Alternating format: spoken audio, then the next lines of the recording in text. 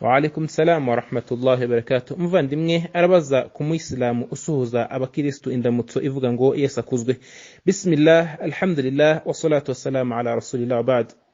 Ubuislamu bwaziririje icyo ari cyo cyose gitatira igihango cy'umuislamu yagiranye n'Imana, ari cyo cyo kuyisenga yonyine no kwirinda kuyibangikanya n'icyo ari cyo cyose. Kirazira kikaziriza ni icyaha ndengakamere, ni icyaha gikomeye cyane kandi kitihanganirwa, ni icyo umuislamu uwo ari we wese yarakwiye kuba asobanukiwe kandi azi kandi ku buryo budashidikanywaho ko imyemerere y'idini ye ari ntavogerwa, kandi ko iyo ngiyo itemera umugaryo muri yo, ntiyemere kandi n'ubworohe muri yo, kandi ntihabeho n'icyitwa ngo ndimo ndablaga cyangwa ndimo ndabashimisha cyangwa se ndashaka kwigaragaza neza cyangwa ndashaka kwigaragaza nk'umuntu usabana cyangwa se ufungutse n'ibindi nk'ibyo ngibyo. Mu myemerere ntago ibyo ngibyo bibamo, nta nubwo iyo myumvire ikwiye kujyamo n'uwakora ibyo ngibyo wakoze icyaha mu byaha ndengakamere, kuko ni ukubangikanya Imana isumba byose.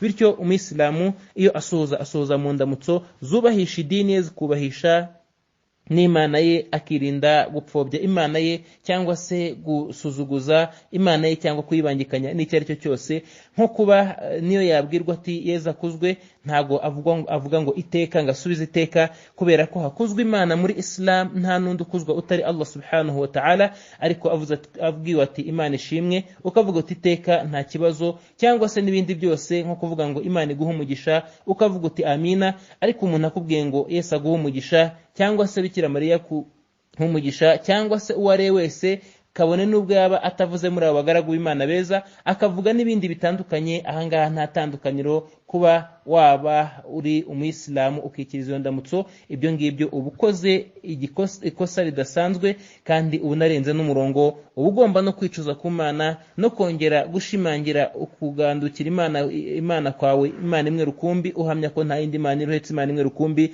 unicuza cyane ku Mana, kuko icyo ni icyaha gikomeye cyane. Nk'uko twabivuze, ntibitebwamo, nta nubwo byisanzurwamo, nta nubwo umuntu abivuga ngo sinari mbigambiriye n'ibindi nk'ibyo ngibyo. Niyo rigucitse ubusabwa guhita wicuza ku Mana, n'uwo bivugiwe imbere agomba gukosora iryo kosa no kugaragaza ukuri, kabone nubwo uwabivuze yaba atari n'umuyisilamu akubwira ati Yesu akuzwe, ukavuga uti hakuzwe Imana, cyangwa se ukanamusobanura n'icyo ibyo ngibyo bigambiriye igihe hari uburyo bwo kubisobanura. Naho iyo budahari uvuga hakuzwe Imana, cyangwa se warangiza, cyangwa se ugaceceka niba ufite ipfunwe ryo kugaragaza Imana yawe y'ukuri, ariko ukirinda kuyibangikanya n'icyo ari cyo cyose. Wallahu a'lam.